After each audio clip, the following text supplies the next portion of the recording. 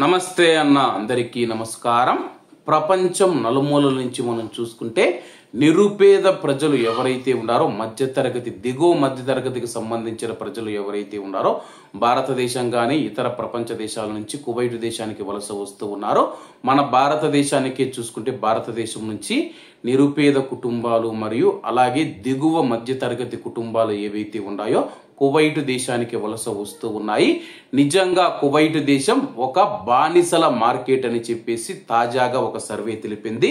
వివరాల్లోకి వెళితే కువైట్ లోని ప్రతి 10 ఇళ్లలో మనం చూసుకుంటే గృహ కార్మికులు ఉంటారని చెప్పేసి, కువైట్ లో ఉదాహరణకు 10 కువైట్ ఇళ్లు చూసుకుంటే ప్రస్తుతం 10 కువైట్ ఇళ్లలో కూడా గృహ కార్మికులు ఉన్నారని చెప్పేసి, ప్రపంచంలోని కొన్ని నిరుపేద ప్రాంతాల నుంచి తమ ఇళ్లలోని కుటుంబాలను పోషించుకోవడానికి అవసరమైన డబ్బులు సంపాదించాలనే లక్ష్యంతో వీరు గల్ఫ్ దేశాలకు వస్తూ ఉన్నారు.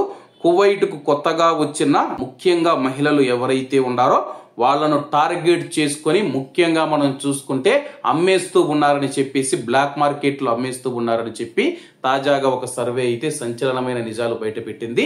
ముఖ్యంగా ఎవరైతే అమాయకపు ప్రజలు ఎవరైతే ఉంటారో, నిరుపేదంగా ఉంటారు కదా, వాళ్ళను ఆసరాగా చేసుకుని వాళ్ళకు వీసాలు ఇచ్చేసి డబ్బు ఆశ చూపించేసి వాళ్ళను కువైట్కు తీసుకొని వచ్చిన తర్వాత కువైట్ లో వాళ్ళ యొక్క పాస్పోర్ట్ అవన్నీ లాక్కొని వాళ్ళను కొన్ని యాప్లు ఉన్నాయన్నమాట, కొన్ని బ్లాక్ మార్కెట్ కు సంబంధించిన యాప్లు ఏవైతే ఉన్నాయో వాళ్ళను 600 దినార్లకు, 1000 దినార్లకు, 1500 దినార్లకు ఇలా అయితే అమ్మి వేస్తూ ఉన్నారు.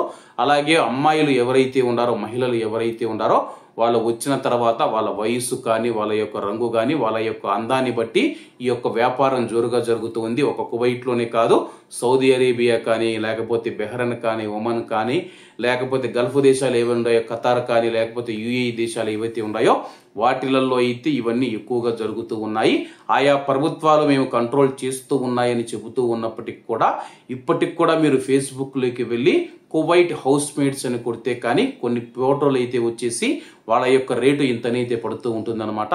అది కేవలం హౌస్ మేడ్ అనేది ఇంట్లో పనిచేసే దానికి మాత్రమే అని చెప్పేసి ఉంటుంది, కానీ నిజంగా వాళ్ళైతే అమ్మకాలు అయితే జరుపుతూ ఉన్నారు.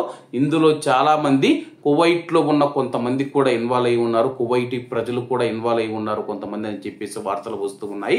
దీనిపైన పూర్తి స్థాయిలో కువైట్ ప్రభుత్వం విచారణ జరపాల్సిన అవసరం ఉంది. కాబట్టి అందరూ బాగుండాలి, అందులో మనం ఉండాలి. అందరికీ నమస్తే అన్న, జై హింద్.